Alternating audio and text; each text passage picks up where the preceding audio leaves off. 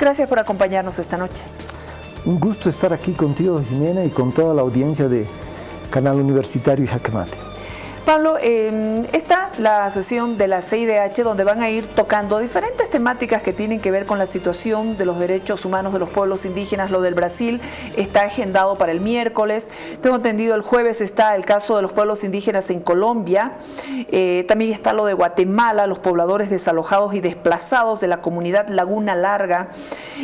Por norma no se pueden tocar temas en Bolivia. Sin embargo, hay tantos temas pendientes porque a pesar de que Evo Morales promociona a nivel internacional ese discurso de cuidado del medio ambiente, este gobierno impulsa más de 20 proyectos ligados con la intervención de áreas protegidas, vulneración de derechos de los pueblos indígenas en más de 5 regiones del país, Pablo. Sí, efectivamente, ¿no? Las sesiones de la comisión no tocan nunca temas del país donde sesiona, ¿no? Es una norma. Y eso hace de que no se presenten aquí durante estas audiencias que se van a llevar a cabo. Esto no quiere decir que los bolivianos no podemos presentar los casos en las próximas audiencias que se llevan normalmente cada 3 meses, ¿no? No se sabe exactamente dónde van a ser las próximas audiencias, probablemente sean en un país caribeño. Tengo entendido que las últimas de este año serán en Ecuador y precisamente uno de los temas que nosotros estamos promoviendo junto con otros es que a la CIDH en esta sesión que va a llevar adelante en Ecuador se presente el caso de los estudios de impacto ambiental en Bolivia y cómo estos están incidiendo sobre los derechos humanos. O sea, ¿cuál estudio de impacto ambiental? Primero, esa es la pregunta que te quiero lanzar, ¿no?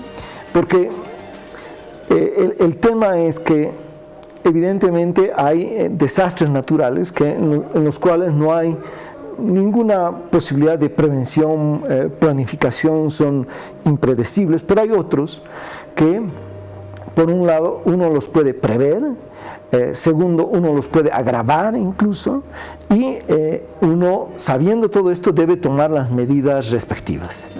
Y no hacerlo entraña una responsabilidad. Y la forma de precisamente poder evaluar esa situación, detectar, tomar las medidas de precaución, de mitigación oportunamente, anticipadamente, es precisamente a través de un estudio de impacto ambiental, que también puede llegar a la conclusión de que es mejor no hacerlo ese proyecto porque los riesgos son más que los beneficios que se pueden lograr. Y creemos que es fundamental que nosotros, en vista de esta realidad, pues empecemos a discutir y hacer que se cumpla lo que manda la ley en relación a estos estudios de impacto ambiental y se puede evaluar lo que el gobierno está haciendo y lo que realmente más bien tenemos que hacer como bolivianos. El impacto ambiental, la ficha, por ejemplo, no puede hacerla la misma empresa. Tiene que ser, hemos visto lo del Chepete y el Bala, por ejemplo. ¿Cómo podemos garantizar que esta ficha ambiental sea obviamente independiente de una empresa, independiente de para que salgan resultados que tienen que ver con la realidad? Porque vamos, ser juez y parte a la hora de hacer un estudio de impacto ambiental es lo mismo que nada. Precisamente la Corte Interamericana de Derechos Humanos, en una opinión consultiva, ha fijado toda una serie de criterios para el tema de los estudios de impacto ambiental. El primero es que hay que proveer de toda la información disponible a la población afectada y al conjunto de la población, para que se pueda evaluar. Solo se puede evaluar si uno tiene la información. Claro. Entonces, este es el primer requisito. El segundo requisito es que no se cumple. No hay la información adecuada, uno ve lo que son las explicaciones que se hacen, son bastante sumarias. Ni lo de Rositas, nada. Ni lo de donde hasta ahora no se conoce el estudio de impacto ambiental. En el caso de Chepete y Bala, el hecho que tú mencionas también lo cita la Corte Interamericana, tiene que haber independencia. No puede ser que la empresa que lo haga sea una empresa que tiene un interés en el proyecto. tiene que ser un tema de estudio integral, no lo que ha pasado en el TIPNIS con la carretera, claro, que en vez de hacer un estudio de impacto ambiental, que nunca lo hicieron integral de todo el tramo, desde Villa Tunari hasta San Ignacio de Mojos, solamente hicieron de 2 partes y no hicieron de la parte a la que están yendo, que es cortar por el centro del TIPNIS. Esto también vulnera lo que dice la Corte Interamericana de Derechos Humanos, el tema de que estos estudios de impacto ambiental tienen que abrirse a la posibilidad de que el proyecto no se haga. O sea, no se trata de hacer un estudio de impacto ambiental para decir que sí. O sea, es una formalidad, que es lo que tenemos un montón de casos en los que sí se ha cumplido esa formalidad, pero eso no es correcto, y menos en esta época donde tenemos un agravamiento de los desastres naturales año tras año, y tenemos que precisamente recurrir a estos mecanismos para tener una previsión frente a ellos y no estar simplemente actuando frente a la tragedia. Pablo, ya que hablas de los estudios, hay otros que ni se han hecho. A propósito de las lluvias, inundaciones, hemos visto que gran parte es por la deforestación, ampliación de frontera agrícola. En el tema del bioetanol 92, ¿se ha hecho algún impacto? O sea, ¿hay algún estudio? Porque eso se ha procedido y se está haciendo y se va a hacer. Efectivamente, se está haciendo ya, y todos sabemos, según datos de los propios agroindustriales del azúcar, que para abastecer de caña de azúcar para el bioetanol se necesitan duplicar la cantidad de hectáreas plantadas con caña de azúcar. O sea, se van a pasar de 150.000 hectáreas a 300.000 hectáreas. Esto va a tener un impacto. Claro. Pero los estudios de impacto ambiental, de cómo va a ser esto, qué medidas hay que tomar en cuenta, no se lo hace. Imagínate. Y es una política del gobierno, y debería haber ese estudio, por ejemplo. Lo mismo en relación al tema de la exportación de la carne. Hoy día se sabe que el principal factor de deforestación en Bolivia es la actividad ganadera. Y un incremento de la exportación de carne a 50.000, 60.000 toneladas destinadas a la China, a Rusia, a Vietnam, obviamente va a incidir sobre la deforestación. Ahora, ¿se ha hecho un estudio de impacto ambiental al respecto? No. Entonces, estos son temas que tenemos nosotros que discutirlos, pero sin ir más lejos, el caso de Alpacoma. ¿Cómo fue hecho ese estudio de impacto ambiental?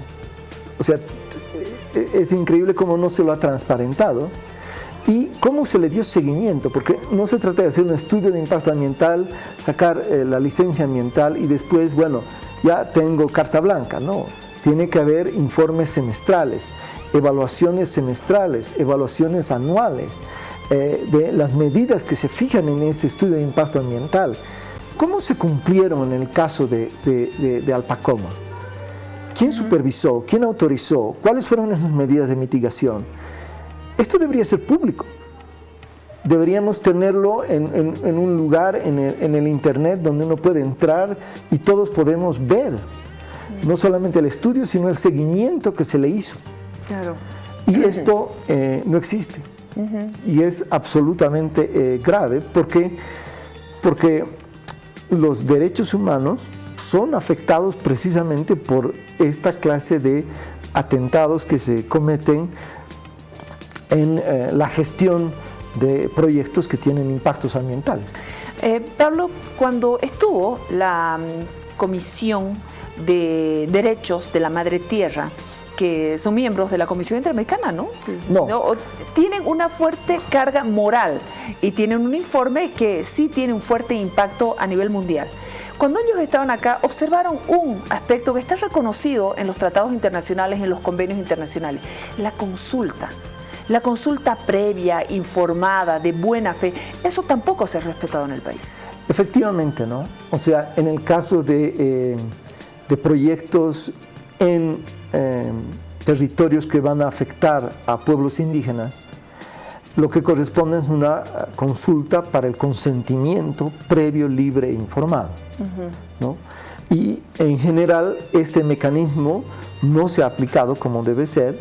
Eso se lo ha visto claramente en el caso del TIPNIS y por eso lo ha presentado la Comisión del Tribunal Internacional de Derechos de la Naturaleza que visitó Bolivia, y este también es un tema que la Comisión Interamericana de Derechos Humanos, que está sesionando en Sucre, está viendo para los países que tú has mencionado. Sí, Brasil, Colombia, Brasil, Guatemala. Colombia y Guatemala. Exacto.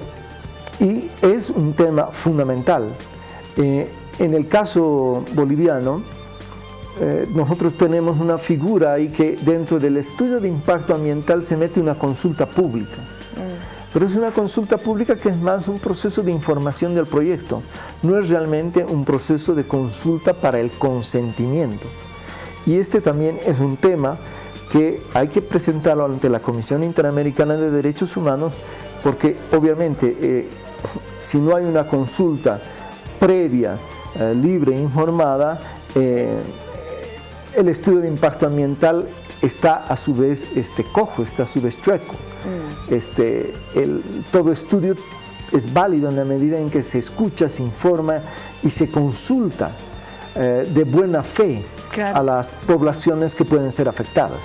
Finalmente, Pablo, salvando las grandes diferencias que tienen que ver con víctimas fatales, la situación de las personas defensoras de los pueblos indígenas en Colombia, por ejemplo, también los pobladores desalojados desplazados de Guatemala, la situación de los derechos humanos de los pueblos indígenas en Brasil. El Tribunal de Defensa de la Madre Naturaleza observó algo también, la persecución a los líderes indígenas que están precisamente luchando por el respeto a sus territorios, por el impacto ambiental. Ese es un tema también que lo va a ver la Comisión Interamericana de Derechos Humanos en algún momento. En Sucre va a haber una sesión especial convocada de oficio por la propia comisión para tratar este tema. Es muy importante porque ¿cómo se pueden defender los derechos humanos si los defensores de los derechos humanos sufren amedrentamiento, persecución o incluso asesinato? ¿No?